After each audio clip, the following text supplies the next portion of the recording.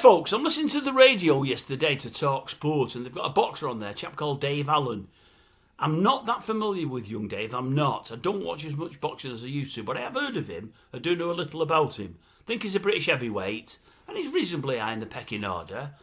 You'd say a step or two above a journeyman. He's been a decent fighter, I think, but not really at the top of his game. And they're chatting to him last night, and they're asking him various questions, and I thought, bloody hell, you're an honest fella. I don't know that I've ever heard a boxer or anybody in elite sport telling us the truth about themselves the way this fella was. He was telling us about how he went on in his last fight, how he felt he fought in his last fight, and you know what level he was at, how disappointed he was with some things about his last fight, how much better his last opponent was than him, and bigger and stronger and more talented. He was telling us where he thought he was in the British pecking order and the world order. And I thought, bloody hell, you're refreshing. You really, really are. Anyway, move on a day. And today, again, I'm listening to TalkSport on the radio, to the news this morning. I'm driving there. I'm off to see a customer.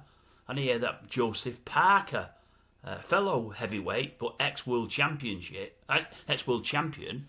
has just been found to have traces of cocaine in his last drug test at the end of his last fight in October, which he surprisingly lost. And there's traces of cocaine there, and they're about to do the second test. Now, TalkSport have tried to get hold of him to have a chat with himself or his representative to ask how they feel about the situation. And at the time I heard the report, there was no news back. Now, I heard something a couple of hours later on the radio, and as of a couple of hours later, still nothing back from his camp. And I thought, well, I know what's going to happen. He's going to say, it's not me, Gov. I didn't do it. Maybe he might say, I don't know how it got there. Maybe he'll say it's really surprising. Maybe he'll say, I've never taken drugs before. I don't do drugs and I don't believe in them. I thought what he'll probably say is contamination. Contamination's the word they all use. It's just used all the time when anybody fails a drug test. They always blame contamination. It's a cracking card to draw. And they always end up, if not getting off with the sentence they should be partaking in because they've been caught taking drugs, they always get a shorter sentence, or so it seems to me.